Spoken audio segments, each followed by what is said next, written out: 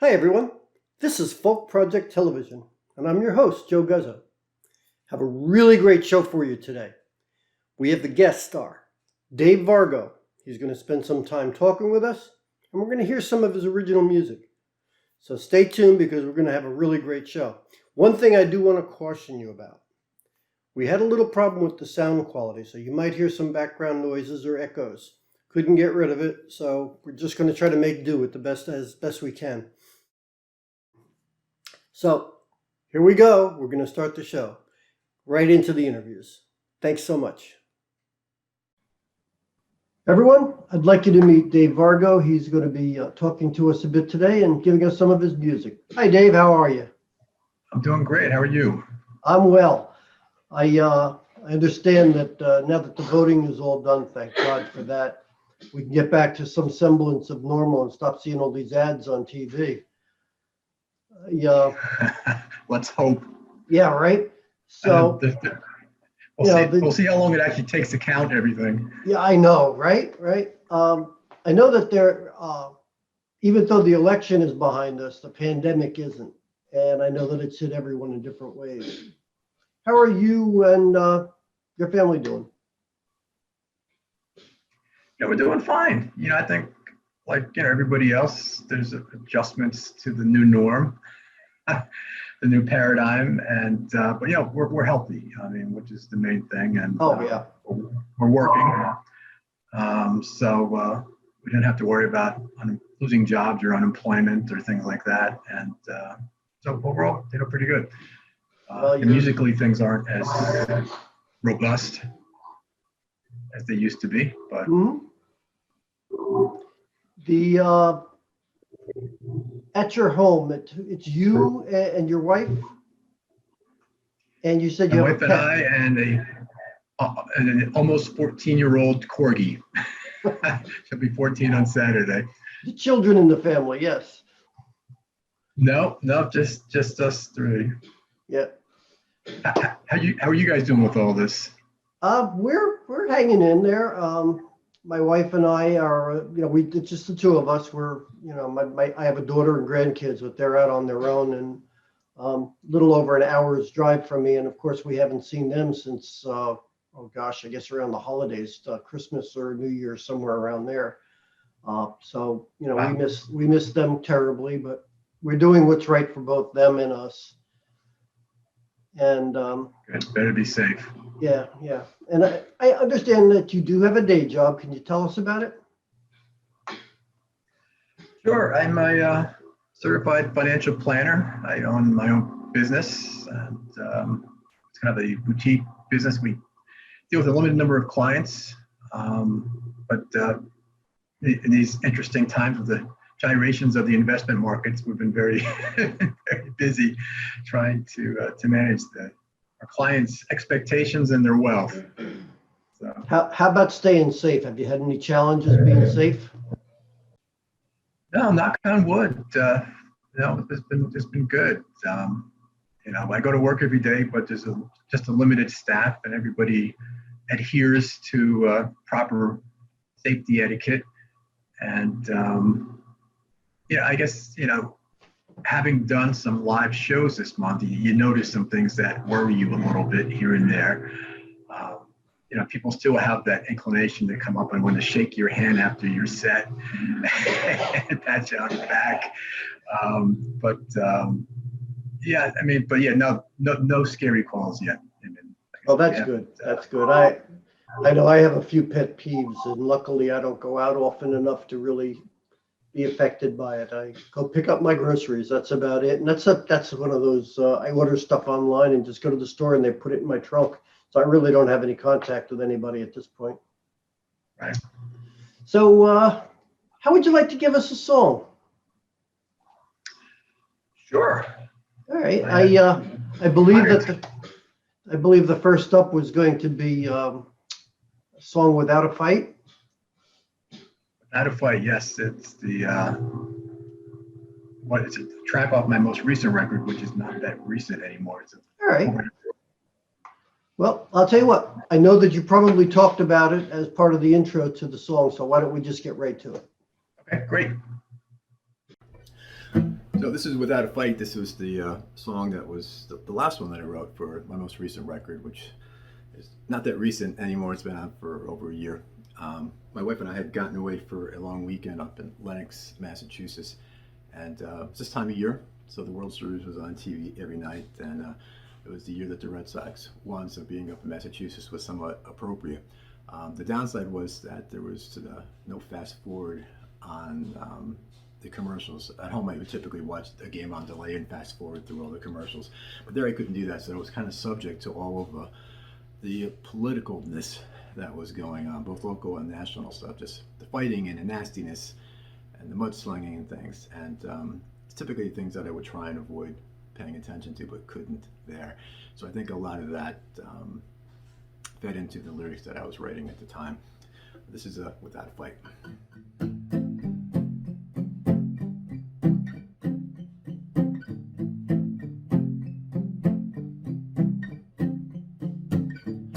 Keep them guessing as a new future's true. They've been running in circles and no one's immune to the feelings of hopelessness that lingers on. You can't deposit problems in the lost and never found.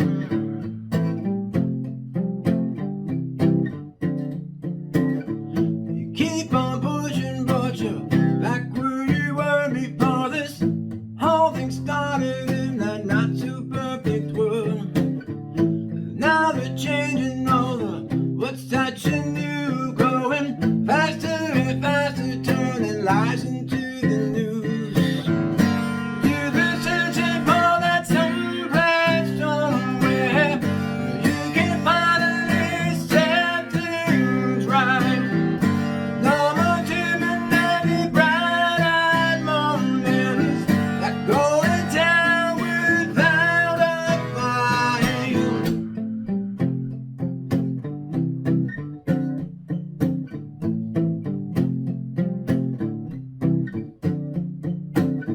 They started early, now they're gasping for breath, running, chasing shadows round into the nothing left.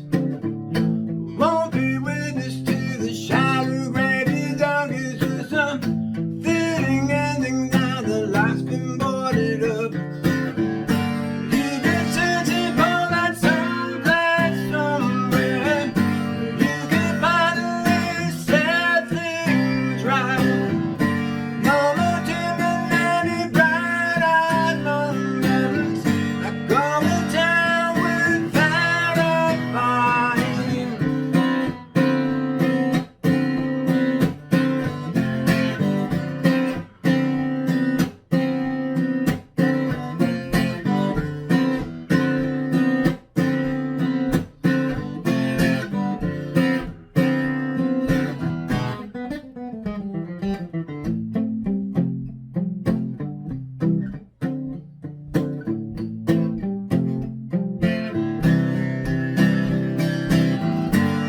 been searching for that someplace, somewhere you can finally set things right. No more timid, bright-eyed moments like going down without a fight.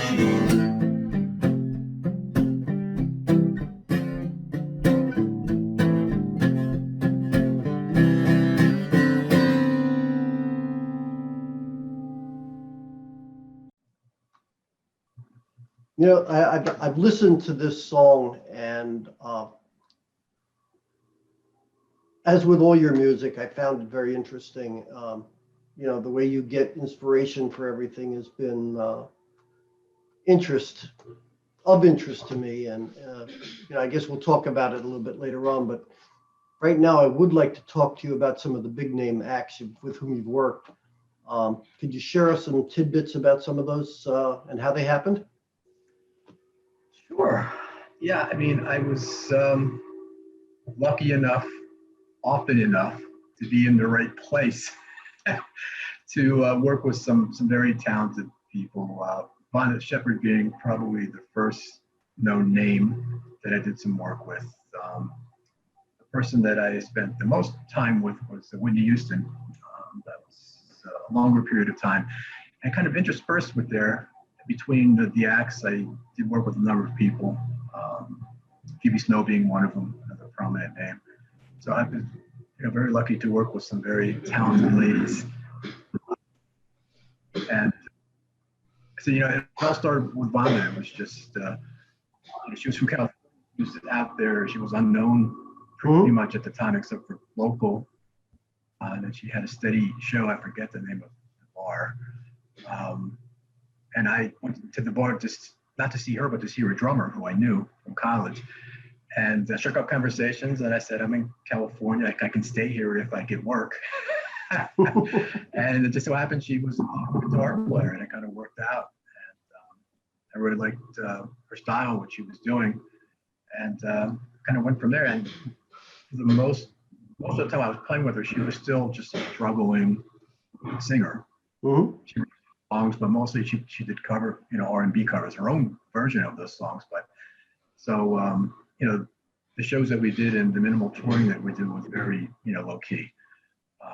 But that directly led to getting to work with Whitney Houston, which was now on about a highest scale as you could get.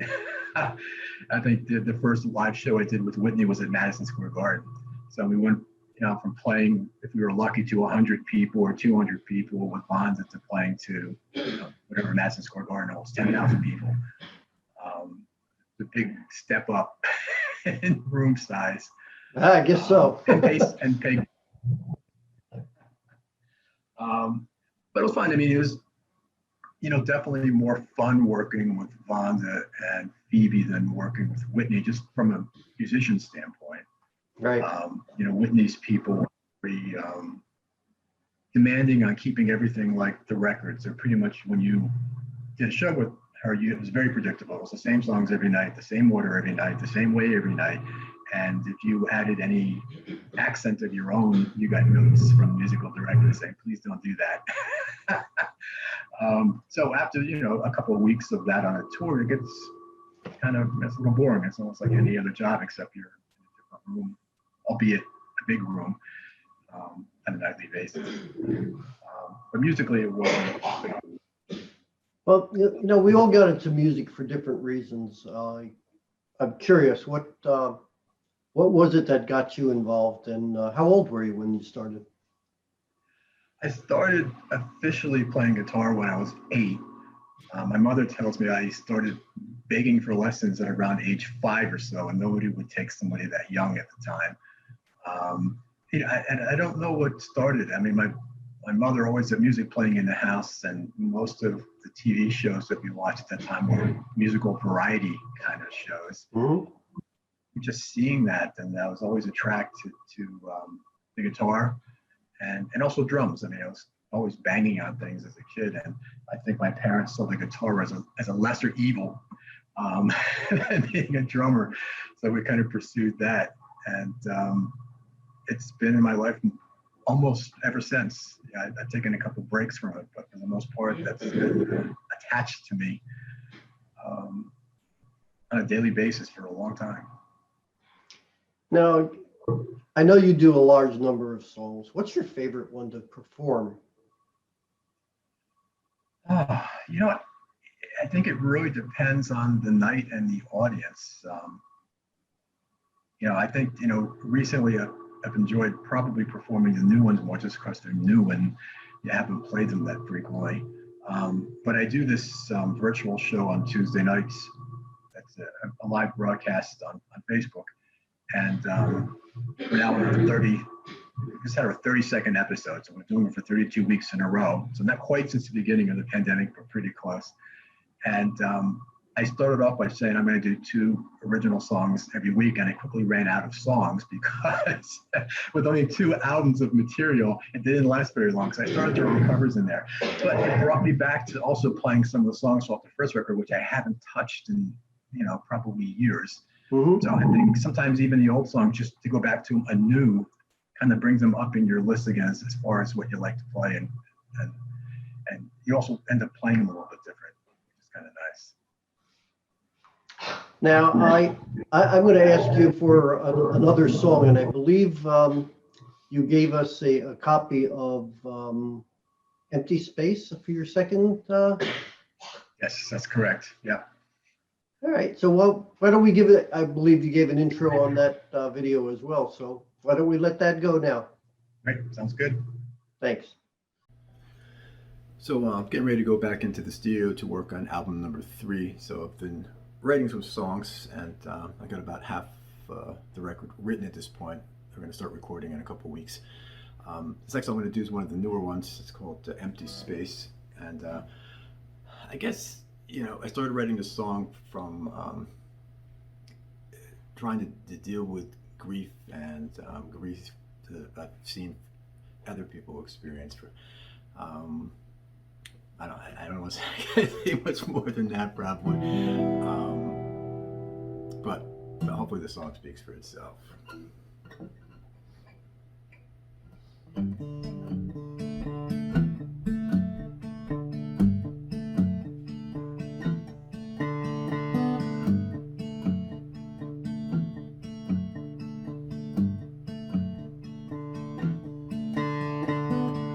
Getting late, well past midnight, been stumbling around this house, blade dry, no way to fix it, wishing I was somewhere else right now.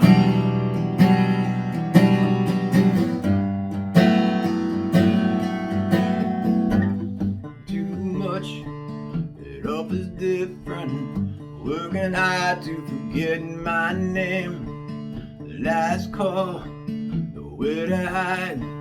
Staying here can only fan those flames. I know I'll be the same.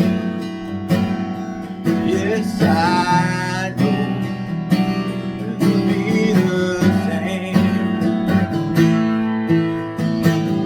So much harder to pass the day.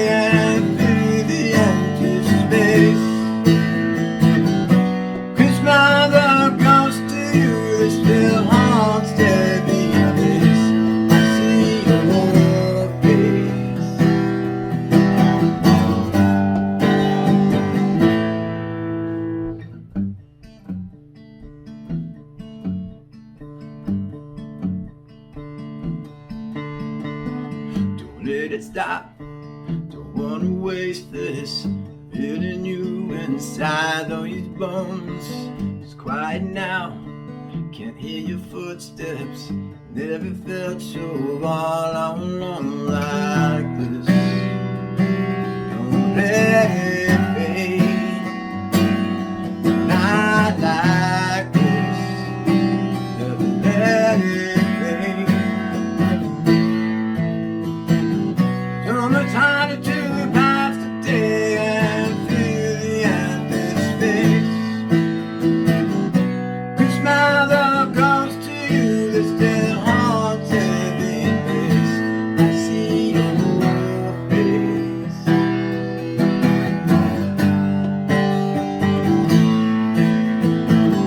Many times you taught the fire with no need to spread the ash.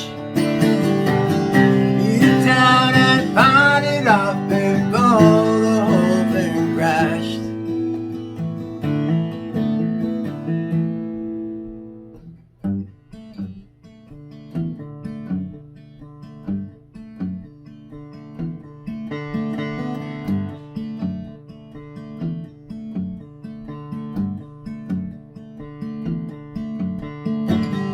So much harder to pass the day and feel the empty space.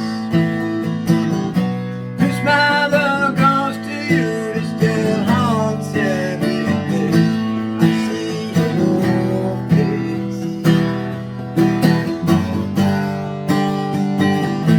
So see your face.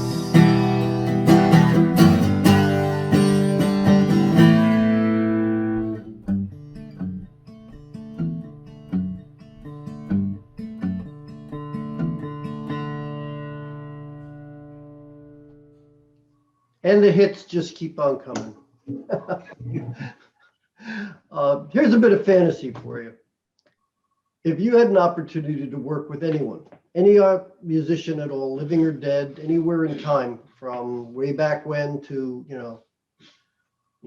Aristotle's flute player, right through to anybody that's out there today, who would you like to have alongside you and play with? I mean, there's a number of people on that list. I think at the top of the list would probably have to be Paul McCartney. It's just, well, obviously iconic songwriter. Been doing it and doing it well for so long. And it's, can you go through a day and not hear a Beatles song someplace or a Paul McCartney song someplace? So yeah, I've heard such great things about him from people that I know that have met him. Mm-hmm. Unlike a lot of other people that might be on my list. So I think it would be great just to sit down and shoot the shit with them and then, make some music. I think that would be excellent also. I know he'd be at least at number 1 or 2 on my list as well. I might push Paul Simon to number 1, but he would definitely, Paul McCartney would definitely not. What did I'm in love with Paul's. That's what it is. Are you a fan of TV? Do you have any special shows that you really love to watch, or are you kind of, the boob tube is just not of interest? I am a big TV person. Not a number of hours, but it's something that I almost have to do nightly just to kind of get my mind to decompress and get it out of where it is so that I can go to sleep. I watch mostly, can't remember the last time I've watched a show on just regular TV. It's just mostly cable shows, HBO, Showtime kind of things. I'm a big fan of Shameless, which now is no longer. I was just thinking that, most of the shows that I like the best are going off or are now off the air. So I have to find a new list of shows. But yeah, I was a big fan of Game of Thrones and, all those big HBO productions and stuff like that. Right. How about yourself?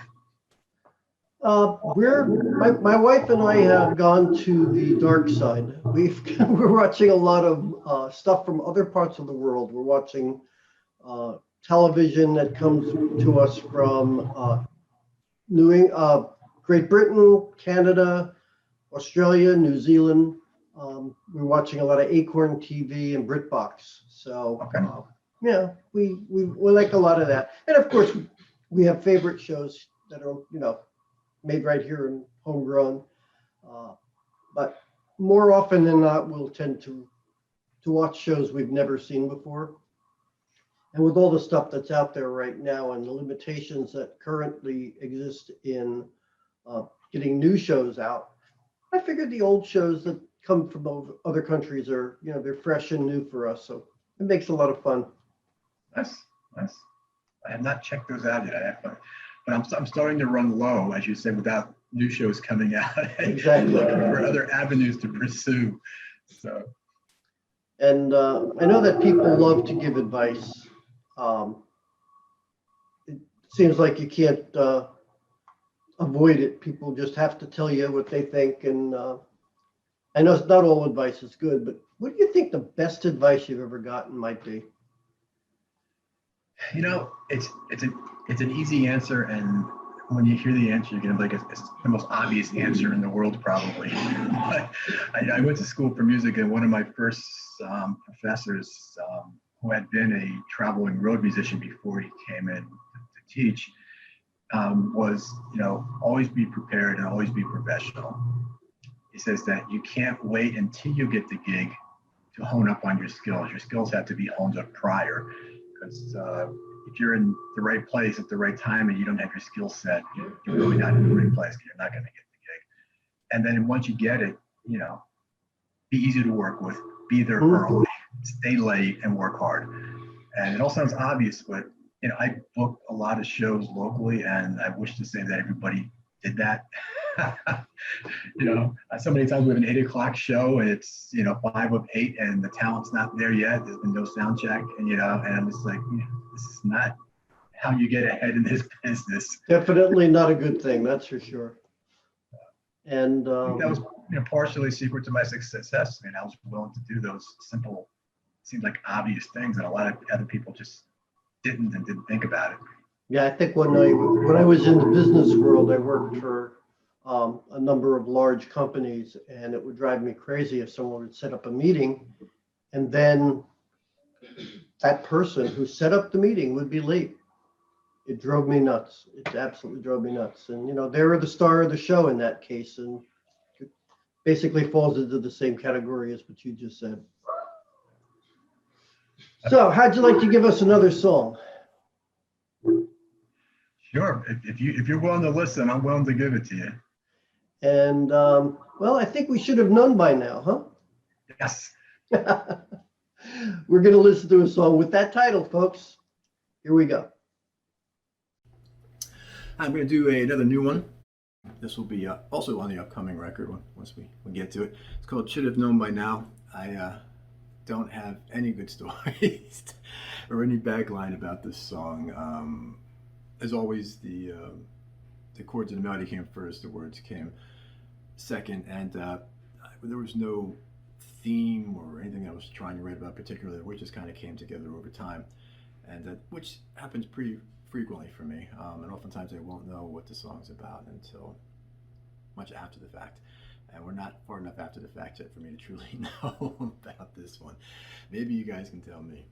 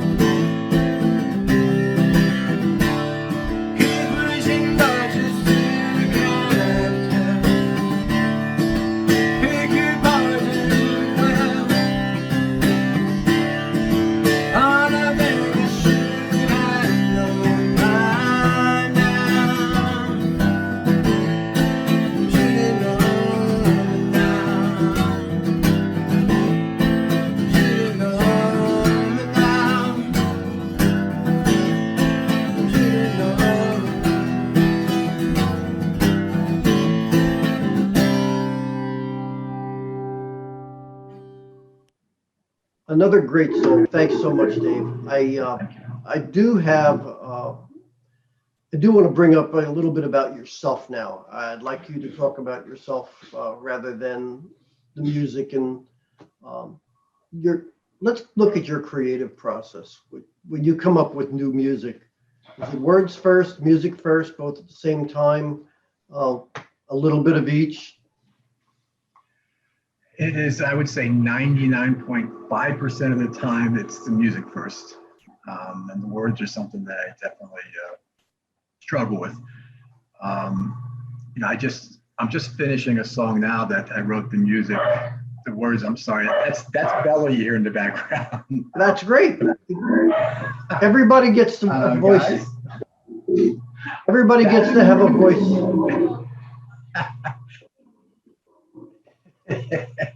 Daddy's working. I had the melody and the chords for over 2 months, and I'm just finishing up the lyrics as we speak. So that one took a long time. And sometimes it just takes a long time once you have that for me to pull the words out. I think I wrote one song with the lyrics first. Everything else has been music first. So much so that I during this pandemic and being not being able to do live shows, you find other avenues, or you try and find. And I was able to do music for a couple of commercials for people's websites and for ads and things. And it was just, essentially background music. And I watched their video. Mhm. I had music written within 20 minutes. I sussed it out. The next day I recorded it, and the day after they had it. And without lyrics, I could be pumping songs out pretty quickly. Because music comes pretty easily. Yeah, I'm pretty much the opposite. I do my lyrics first, and then I fight to find the tune that really brings it to life. Excuse me. So with everything that's happening, no, wait a minute. You know what? Are you working on anything new right at this moment? Yeah, I have. I just booked studio time, and it's going to start 2 weeks from tonight. Start working on the next record. So I have soon to be 7 songs that are written, and I'll write another 3 or 4. But I was hoping to get music out this year, which is not going to happen now. Mm-hmm. But I hope I have a single out the beginning of this year, and then sometime next year the rest of the record. Now, with everything that's going on out there right now in the country, the Black Lives Matter and all the racial unrest, and with the political situation as the craziness that we have, and the partisanship and all the other nutty things, the environment and global warming and things of that nature. Are you including any songs with that type of social commentary, or are you kind of staying away from that rather than burning that bridge before you? Yeah, you know what? I haven't purposely written anything. I didn't go out and set out to do it, but I find that a couple of songs off the last record and a couple of songs from this record, it's creeping into the lyrics. More so the social unrest, political fighting kind of things, I think. Right. Dispersion between people, I think, is what I'm picking up on more so than anything. And once it's not on purpose, it's just kind of setting in. Mm-hmm. And here's a fun question. What's your most useless talent? Oh, geez, the worst part is I knew you were going to ask me that question, and I still don't have an answer for it.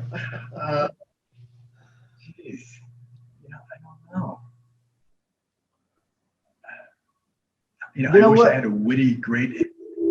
Well, I'll make it easy on you. Instead of giving me an answer, why don't you give us one last song? That sounds like a deal. And I believe you have a song called Battle Burns. Yes. Yep. That's a song off the most recent record. All right. Well, let's listen to that, and we'll. I'm sure our listeners will be very, very pleased to get some more music in. So for my last song, I'm going to do one of the two singles that was released off my last record. It's called Battle Burns. Um, Again, not a real good story behind this song. I had the term Battle Burns written down for a while, just was there kind of lingering about, and it found its way into this song. And has turned into one of my more popular songs.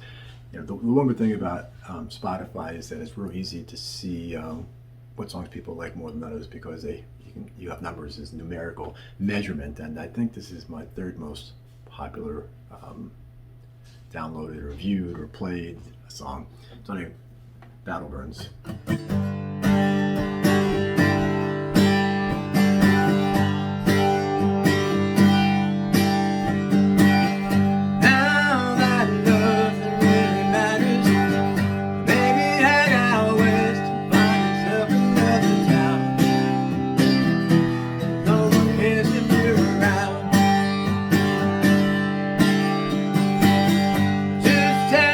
Drive, it's never ending.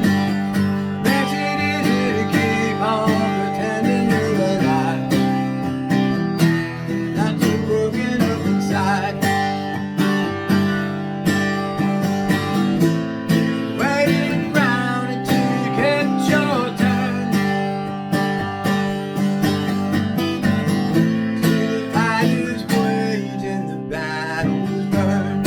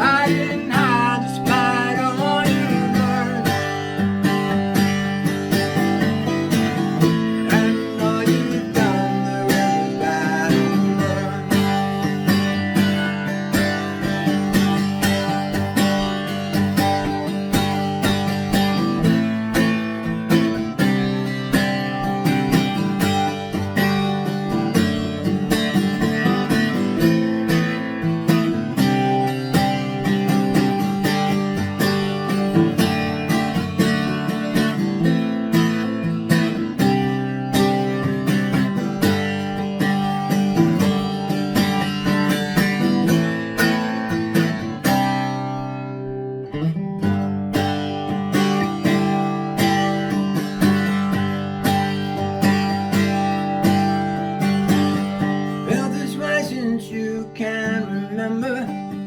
It's a hero's game when the others start to go. They got nothing left to show. Waiting round until you get your turn.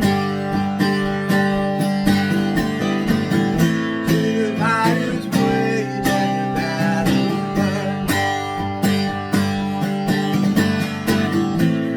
Fighting hard despite all you learn. And all you've done, the river's battle burn. And all you've done, the river's battle burn.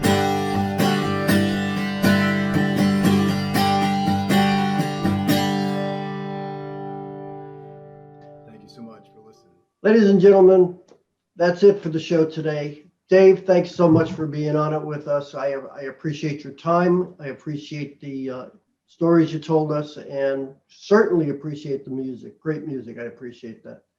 And hopefully we'll get to Thank you see so you much for on having me. the. This was Hopefully we get to see you on the road. I hope so. But this was great. This was so much fun. Thanks for having me. I really appreciate it. And I'm going to give your website information to our viewers so that they can find you online. And hopefully when we start getting schedules in, you get things posted there and people can follow you. Great. Fantastic. You have a wonderful day, and we'll talk again. Let's hope so. Hopefully in person next time. That would be nice. Thanks, Dave. So that's it for today's show. However, I hope you enjoyed everything you heard. I hope you enjoyed the music as well as the interview itself. Dave, thanks once again for being on the show. We really appreciate your time, and I certainly appreciate the music.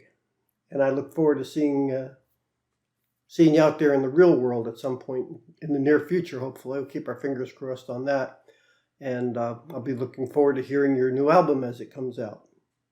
Until then, however, everybody, not just Dave, stay safe. We still have a pandemic going on.